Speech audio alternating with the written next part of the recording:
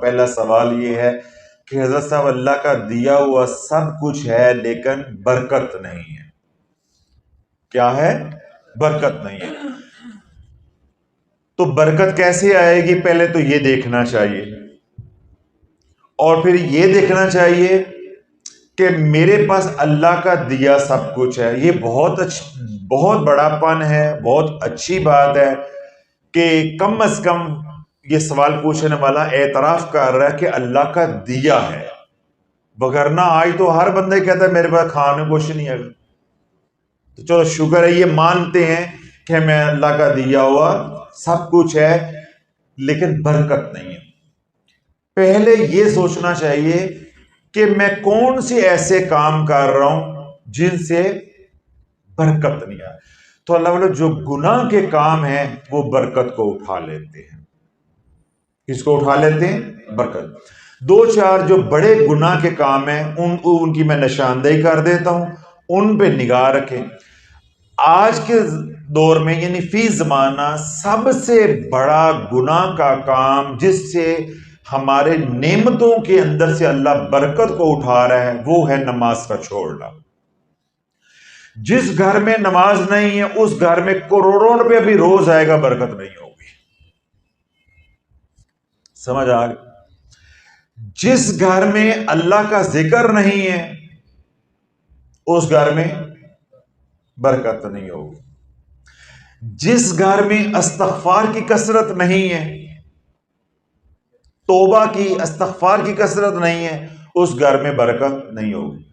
پھر وہ ذرائع آمدن جو حرام ہیں، یعنی بانڈ کی کمائی ہے، لکی کمیٹیاں ہیں، بینک میں پیسہ فکس کروایا ہوا ہے، گاڑیاں ہیں، فیکٹری ہے، کوئی اور اموال ہیں وہ فائنانس کروائے ہوئے ہیں، سود کا لین دین ہے، رشوت کا مال ہے، کمیشن کا مال ہے، ذخیرہ اندوزی کا مال ہے.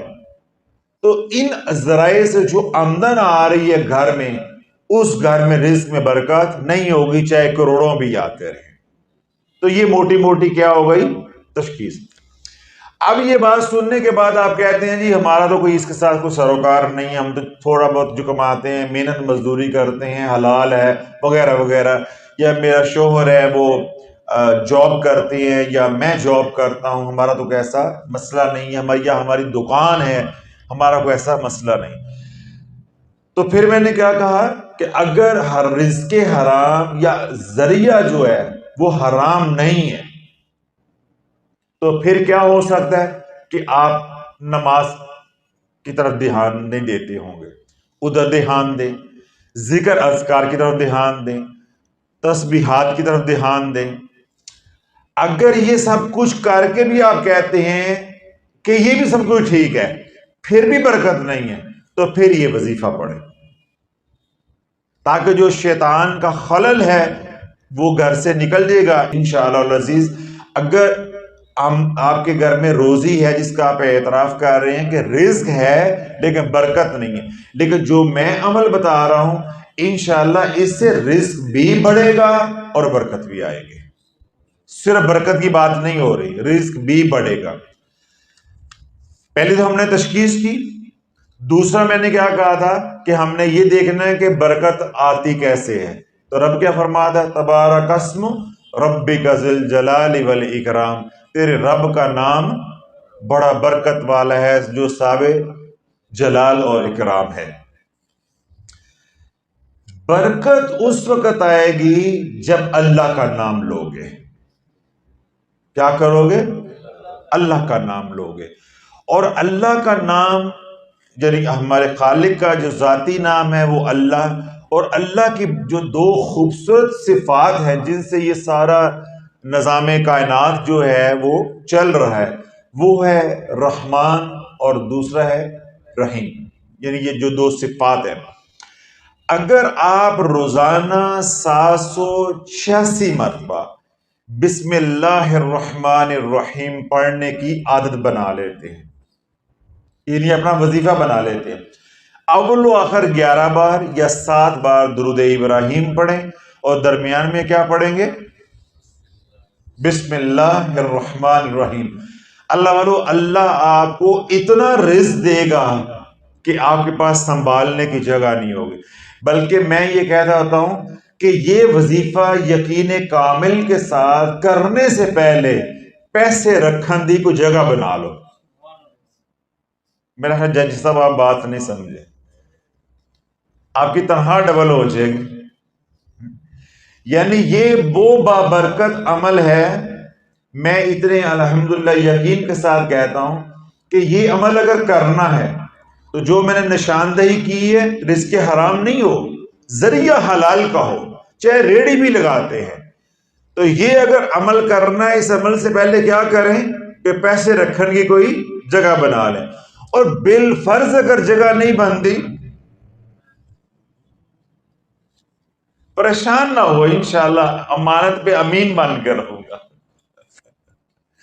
تو کیا کرنا ہے پہلے اس وظیفے کو کرنے سے پہلے کہ پیسے رکھنے کی کوئی جگہ بنا لیں. اب دیکھیں یہ بات کیونکہ یہ اتنی بڑی بات ہے تو میں نے کیونکہ وہ ہنستے ہوئے کہی ہے تو آپ کو لگا شاید میں مذاق کر رہا ہوں، کیونکہ اللہ کی رحمت کا احاطہ ہی انسان نہیں کر سکتا. جس کی رحمت کا احاطہ ہو گیا وہ اللہ تو نہ ہوا نا، وہ اللہ تو نہ ہوا. اب میں آپ کو آسان طریقے سے سمجھا دیتا ہوں، آپ کو سمجھ آ جائے گی کہ میں مذاق نہیں کر رہا تھا. آپ نے ارادہ کیا، آپ کے پاس پیسہ آ گیا، انتظام ہو گیا، آپ نے کہا چلو یار گاڑی بک کراتے ہیں. کیوں فاروق صاحب کیا کرتے ہیں؟ گاڑی بک کراتے ہیں. پیچھے سے آواز آئے گی گڈی تے لے لو گے تو کھڑی کتے کرنی جے. اب آپ کے گھر میں کھڑی کرنے کی جگہ کوئی نہیں ہے، تو پہلے آپ گاڑی لیں گے یا پہلے پورچ بنائیں گے؟ گراج بنائیں گے پہلے، تو گاڑی تو آئی نہیں ہے. اب آپ کو کوئی کہے کہ بھائی آپ گاڑی لینے لائے نہیں ہیں تو گھر کا ڈرائنگ روم یا گھر کا پہلا کمرہ توڑ کے آپ نے گیراج بنانا شروع کر دیا، پہلے گاڑی تو لے لو. تو آپ کیا کہیں گے؟ بھائی گڈی آئی لے، اب لے کے آئیں گے تو گلی میں کھڑی رکھیں گے. پہلے گیراج بنائیں گے تاکہ ہماری گاڑی کی جب ڈلیوری ہو تو ہم لا کے اپنے گھر میں کھڑی کرنے والے تو بنے. اب اس بات پہ کوئی مذاق کرے گا آپ کا؟ نہیں، عقل کو آتی ہے. کیونکہ اللہ کے ساتھ یاری نہیں ہے اس لیے وہ سمجھ نہیں آتی. ہمیں یہ یقین ہے کہ میرے پاس پیسے ہوں گے تو میں گاڑی لے آؤں گا، اس پہ یقین بنا ہوا ہے. حالانکہ یہ یقین والی بات نہیں ہے. ہو سکتا ہے تو گاڑی بک کروائے، تجھے گاڑی کی ڈلیوری لینا نصیب نہ ہو، لیکن یقین بنا ہوا. تو ہم کیا کریں گے؟ پہلے پورچ بنائیں گے، کمرہ توڑیں گے، کریں گے، پھر ہم گاڑی لے کر آئیں گے.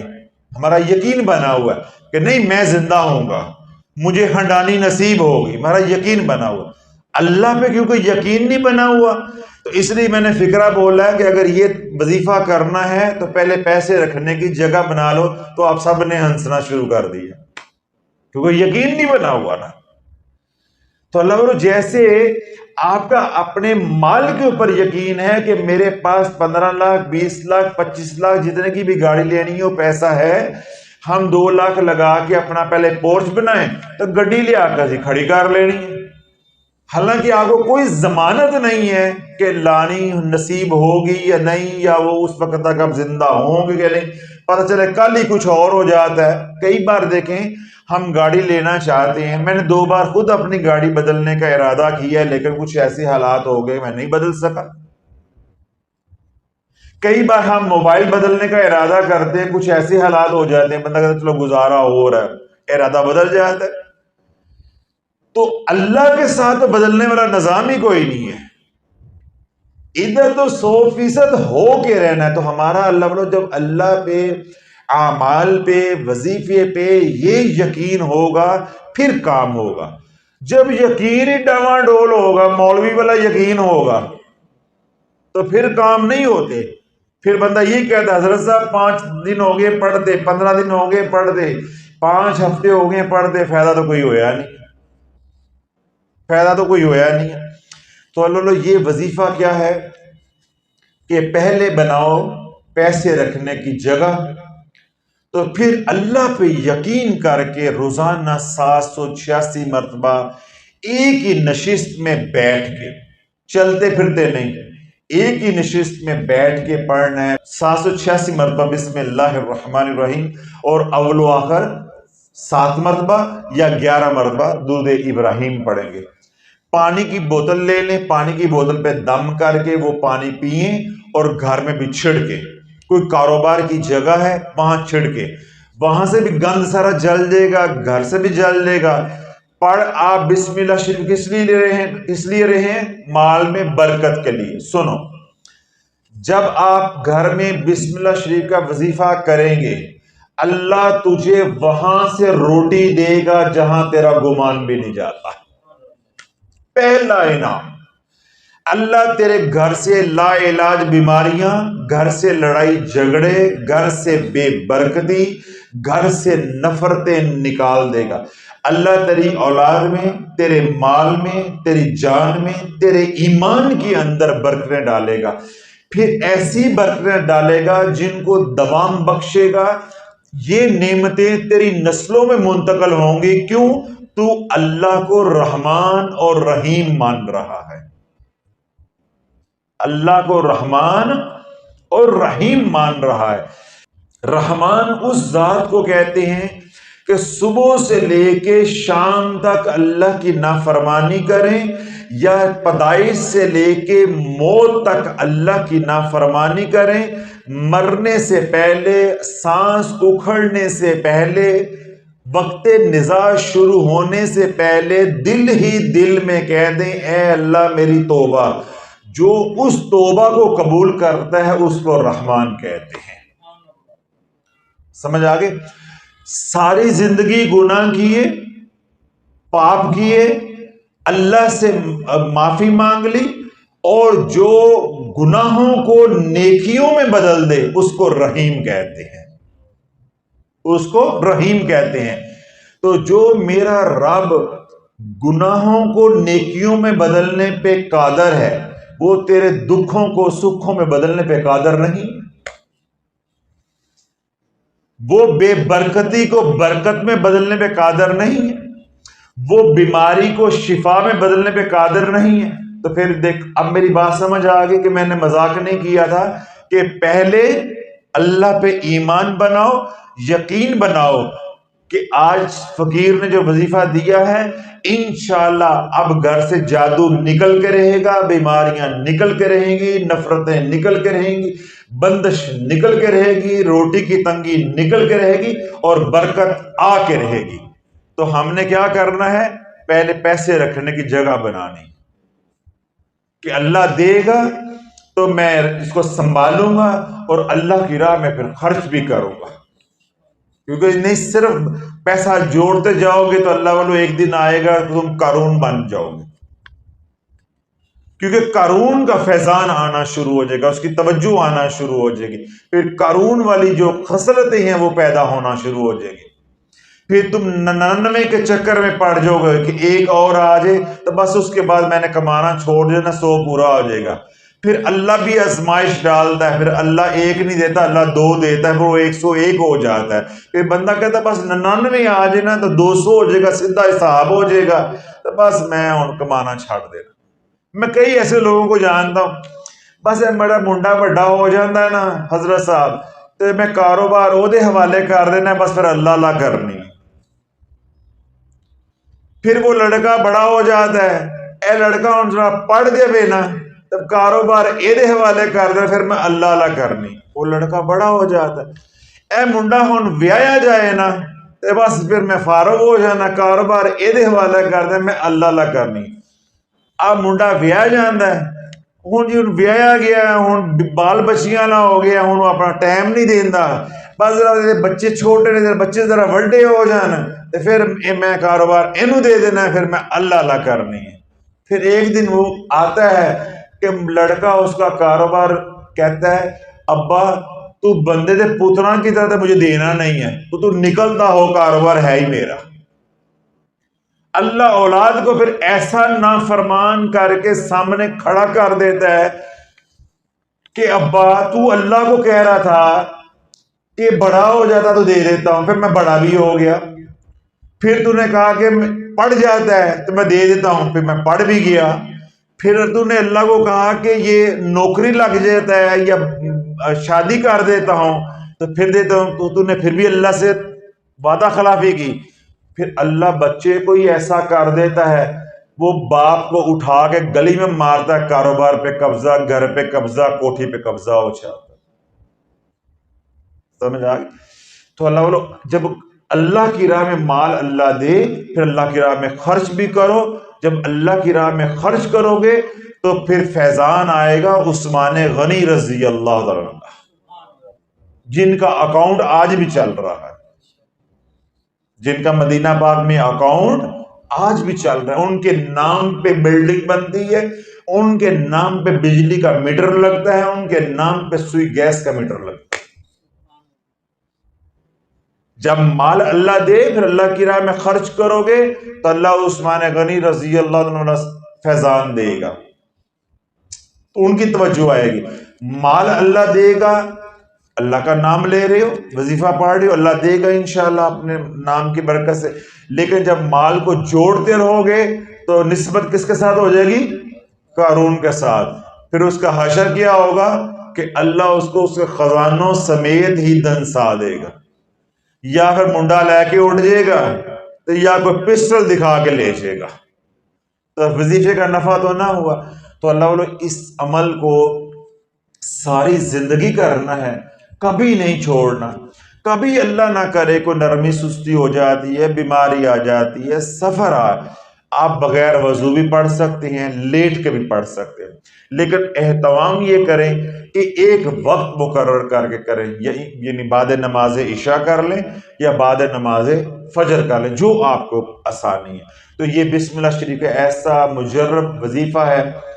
گھر کے اندر میں نے بولا ہے کہ جادو ہے تو وہ ختم ہو جائے گا، لڑائی جھگڑے ہیں وہ ختم ہو جائیں گے، بیماریاں ہیں تو وہ ختم ہو جائیں گی، آپس کی نفرتیں ہیں تو وہ ختم ہو جائیں گی، سرے سے نوکری ہے ہی نہیں اللہ وہ بھی آسانی کرے گا، سرے سے کاروبار ہے ہی نہیں اللہ وہ بھی آسانی کرے گا، اور اگر کاروبار ہے تو اللہ اس میں برکت ڈالے گا۔ پھر میں نے دوسری بات یہ کیا کہی کہ اس عمل کے ساتھ جو اللہ آپ کو نعمتیں دے گا، نفع دے گا، ان کو اللہ دوام بخشے گا، وہ تیری نسلوں میں بھی منتقل ہوں گے۔ تو ایسا یہ بابرکت وظیفہ ہے بسم اللہ الرحمن الرحیم۔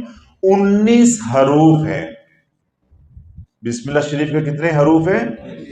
19 حروف۔ میں صرف ایک بات کہوں گا، اللہ کے نبی علیہ الصلوۃ والسلام نے ارشاد فرمایا کہ اللہ نے اگر میری امت کو، اللہ نے اگر میری امت کو جہنم میں ڈالنا ہوتا، جہنم کا عذاب دینا ہوتا تو کبھی بھی بسم اللہ شریف مجھے عطا نہ کرتا۔